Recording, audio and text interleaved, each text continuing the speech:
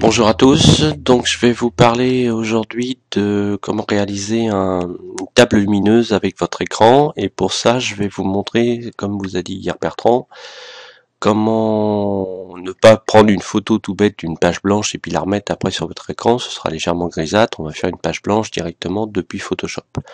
Donc pour ça je vais vous montrer un petit peu comment ça se passe via Photoshop. Alors premier point à trouver, c'est la résolution bien sûr de votre écran. Donc pour ça vous faites un clic droit sur votre bureau, vous allez tout simplement dans résolution d'écran, et là vous avez les résolutions qui s'affichent. Alors moi j'ai deux écrans, donc en fonction, ils n'ont pas la même dimension, enfin en l'occurrence oui, mais ils sont inversés. Vous n'aurez pas forcément 900 par 1440. Donc mon écran je le veux à l'horizontale, je prends ce format-là, 1440 par 900. Vous aurez peut-être du 1600 ou du 2000 et quelques. Pour ceux qui ont des tablettes, ça va être le même procédé, sauf qu'il faut aller chercher sur Internet pour connaître la résolution. Alors de mémoire, pour un iPad, c'est 2048 par 1500 et quelques.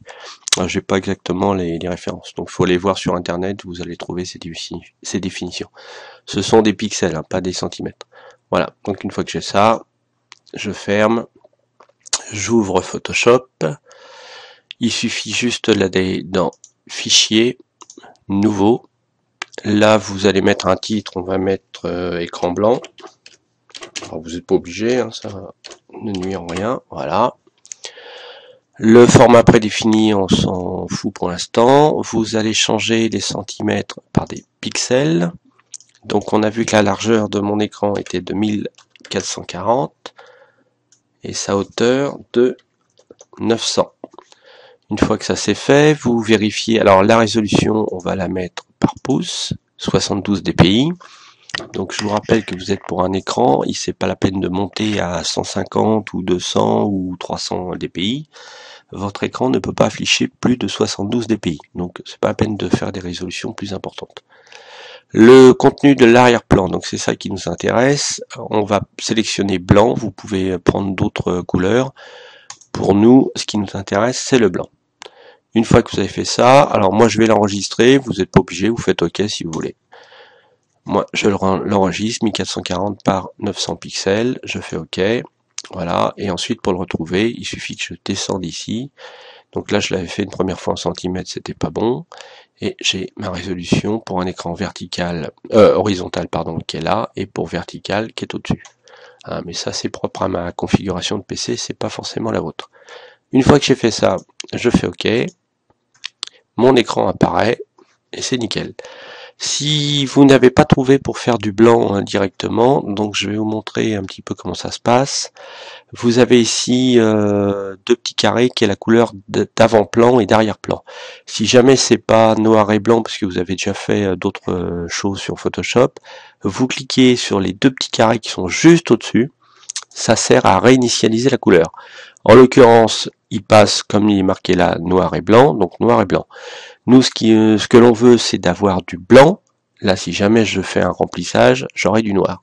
Donc il y a les deux petites flèches pour inverser, je clique dessus. Et voilà, c'est du blanc qui est apparu. Donc ça, c'est la première chose. Ensuite, vous avez en dessous des gommes. Alors ça doit être par défaut l'outil dégradé. Donc vous cliquez dessus avec un clic droit. Vous allez chercher pot de peinture. Une fois que vous arrivez sur votre écran, alors je vais le faire en noir pour que vous puissiez voir la différence. Je clique dessus, voilà, il se remplit en noir. Je reviens sur le blanc, je clique en blanc. Voilà, c'est juste pour ceux qui n'ont pas réussi à trouver à faire du blanc parfait. Une fois que vous avez fait ça, on a terminé notre écran blanc, vous faites Fichier, Enregistrer sous. Là, vous faites attention à ne pas laisser le format par défaut de Photoshop. Vous allez chercher le JPEG, vous l'enregistrez par exemple sur le bureau, écran blanc, enregistrer, la taille maximum, ça c'est bon, vous laissez OK. Et normalement c'est terminé, je vais retrouver voilà, mon écran blanc ici. Il me suffit donc juste après de l'afficher en blanc. Et voilà, je l'ai, donc vous me l'affichez à 100% et vous avez votre écran blanc qui est prêt, et là qui est un blanc parfait, à prendre vos photos en table lumineuse. Ça marche pour les écrans de portable aussi, comme ça vous pouvez vous mettre par-dessus. Ceux qui ont suivi hier un petit peu la démonstration, vous restez sur votre écran vertical et puis vous mettez une petite pince à linge qui tient votre objet par devant. Je rappelle aussi, il y a 2 ans, on avait fait un cours pour faire un écran noir. C'est pas la peine de vous embêter à faire la même chose qu'on vient de réaliser. Vous pouvez le réaliser si vous voulez, mais il suffit de faire jouer la double polarisation. Je rappelle comment ça fonctionne. Il suffit juste de mettre devant votre objectif un polarisant, un filtre polarisant. Donc pour ceux qui n'en ont pas, bien sûr, ça ne fonctionnera pas. Vous tournez votre filtre en direction de l'écran et vous mettez bien parallèle par contre, et vous allez obtenir un écran tout noir d'un seul coup. Donc vous mettrez votre objet devant, il sera rétroéclairé par le blanc puisqu'il y aura une interposition et la double polarisation ne s'effectuera pas. Donc ça peut être sympa aussi à faire. Juste un petit conseil, je me suis fait piéger, bien nettoyer votre écran avant, parce que vous allez récupérer des petites poussières qui sont pas visibles à l'œil nu, et dès que vous passerez en double polarisant, vous les verrez pas. Par contre, au développement, après, c'est une horreur, on ne voit que les poussières en arrière-plan. Voilà, donc ça c'était la petite aparté. Et ben j'espère que vous avez compris comment ça fonctionne. À vous de jouer. Merci, à bientôt, au revoir.